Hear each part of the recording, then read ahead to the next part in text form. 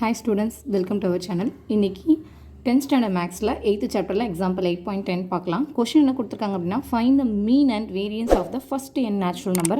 இது வரைக்கும் ungrouped dataக்கு தான் நம்ம பார்த்துக்கிட்டு இருந்தோம். இப்போ வந்து நமக்கு டேட்டாவே கொடுக்கல, அந்த டேட்டாக்கு பதிலாக ஹிண்ட் கொடுத்துருக்காங்க. First n natural number. First நமக்கு நேச்சுரல் நம்பர்ஸ்னால் என்னன்னு தெரியணும். நேச்சுரல் நம்பர்ஸ் அப்படின்னா 1 2 அப்படி ஸ்டார்ட் ஆகி லாஸ்ட் எண்டு வரைக்கும் போகும். தட் இஸ் அந்த வேல்யூ தெரியாதனால நம்ம என்னன்னு வச்சுக்கோம். ஓகேவா? ஸோ நேச்சுரல் நம்பர் அப்படின்னா 1லேருந்து ஸ்டார்ட் ஆகி போகணும். ஸோ வந்து இதுக்கு தான் நமக்கு என்ன கண்டுபிடிக்க சொல்லியிருக்காங்க, mean and variance. So first நம்ம மீன் கண்டுபிடிச்சிடலாம். ஓகேவா? ஸோ மீன் என்ன ஃபார்முலா நமக்கு? மீன்னா எக்ஸ் பார். ஓகேவா? So mean x bar is equal to மீன்னா நமக்கு என்னது, எல்லா கொடுத்துருக்க எல்லா டேட்டாவையும் ஆட் பண்ணிவிட்டு எத்தனை டேட்டா இருக்கோ அத்தனை டேட்டாவால் டிவைட் பண்ணுவோம். That is sum of all observations divided by number of observation. இதுதானே நமக்கு மீன். ஓகேவா?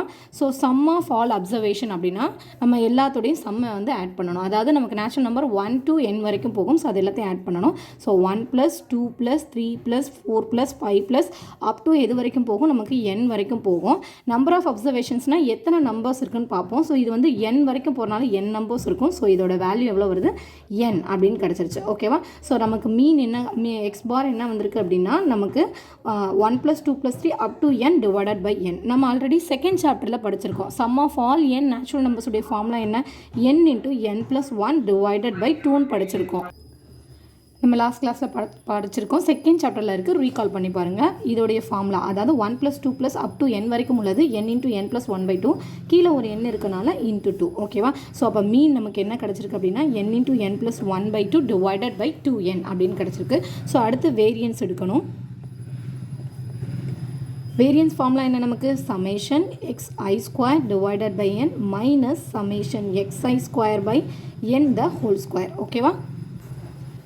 ஸோ சிக்மாவுடைய வேல்யூ வந்து ரூட் ஆஃப் அப்படின்னு கிடைக்கும். நம்ம சிக்மா ஸ்கொயர்னு எடுத்துக்கலாம். ஓகேவா? ஸோ இது எல்லாமே நமக்கு வந்து இன்ஃபினிட்டி வேல்யூஸாக போகிறனால இதுக்கு நான் ஸ்கொயர் எடுத்துக்கிறேன். ஸ்கொயர் எடுத்திங்க அப்படின்னா இதோடைய ரூட் வந்து கேன்சல் ஆயிரும். So summation xi² divided by n minus summation xi by n the whole square அப்படின்னு கிடைக்கும். ஓகேவா?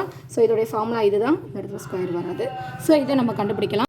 ஸோ ஸ்கொயர் எடுத்தோம் அப்படின்னா நமக்கு இந்த டேர்ம் கிடைக்கும். ஃபஸ்ட்டு சமேஷன் xi² நமக்கு என்னன்னு கண்டுபிடிக்கணும். நம்ம சமேஷன் xi என்ன எழுதணும், 1 + 2 + up to n வரைக்கும் எழுதணும். ஸ்கொயர் அப்படின்னா அதை ஸ்கொயர் பண்ணணும். ஓகேவா? ஸோ இதை ப்ராக்கெட்டில் எழுதிக்கோங்க. 1 + 2² 3² + up to எவ்வளோ வரும்னா n² வரைக்கும் எழுதணும். நம்ம ஆல்ரெடி பார்த்துருக்கோம் sum of square of all natural நம்பர்ஸ்னு பார்த்துருக்கோம். Sum of squares of n natural நம்பர்ஸ்க்கு ஃபார்முலா என்ன அப்படின்னா n × n + 1 × 2n + 1 divided by 6. இதுதான் வந்து ஸ்கொயர் டேர்ம் வந்துச்சுன்னா இதோடைய ஃபார்முலா. நம்ம எப்படி ஸ்கொயர் இல்லாத டேர்முக்கு n × n + 1/2ன்னு எடுத்தோமோ அதே மாதிரியே ஸ்கொயர் இல்லாத டேர்ம், அதாவது ஸ்கொயர் வந்துச்சு அப்படின்னா n × n + 1 × 2n + 1 divided by 6. ஓகேவா? இதை நம்ம இங்கே அப்ளை பண்ணலாம். So sigma square is equal to summation xi² பதில் இந்த ஃபார்முலா சப்ஸ்டியூட் பண்ணலாமா? So n × n + 1 × 2n + 1 divided by 6. Already ஃபார்முலாவில் ஒரு n இருக்குது நமக்கு இந்த இடத்துல. ஸோ அதனால × n. ஓகேவா? ஸோ அடுத்து மைனஸ் சமேஷன் xiக்கு நம்ம என்ன கண்டுபிடிச்சோம், n × n + 1 × divided by 2ன்னு கண்டுபிடிச்சோமா? இங்கே இருக்குல்ல, இந்த ஃபார்முலா யூஸ் பண்ணோம்ல, n × n + 1 divided by 2. So அந்த divided by 2 போட்டுக்கோங்க. ஃபார்முலாவில் ஒரு n இருக்குது. ஸோ அதனால × n. ஸோ ஸ்கொயர் வரும் இதுக்கு மட்டும். ஏன்னா summation xi by n the whole square தானே. ஸோ அதனால ஸ்கொயர் போட்டாச்சு. ஓகேவா? ஸோ இப்போ இந்த எண்ணையும் இந்த எண்ணையும் நம்ம கேன்சல் பண்ணலாம். ஸோ டிவைடடில் இருக்குது.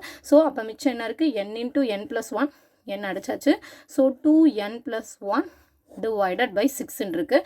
அதே மாதிரியே இந்த எண்ணும் இங்கே கேன்சல் ஆயிரும். மிச்சம் என்ன இருக்குது, n + 1 divided by 2 the whole square தான் இருக்குது. ஸோ அப்போ என்ன பண்ணலாம், இதை வந்து n + 1/2 the whole square divided by 2² அப்படின்னா இது என்ன ஆயிரும், 4 ஆயிரும். ஓகேவா? ஸோ இப்போ இதை நம்ம பிரித்து எழுதலாம். ஸோ இப்போ உள்ள மல்டிப்ளை பண்ணுங்கள். n 2n-ஆலையும் 1-ஆலையும் மல்டிப்ளை பண்ணால் n × 2n வந்து 2n² கிடைக்கும்.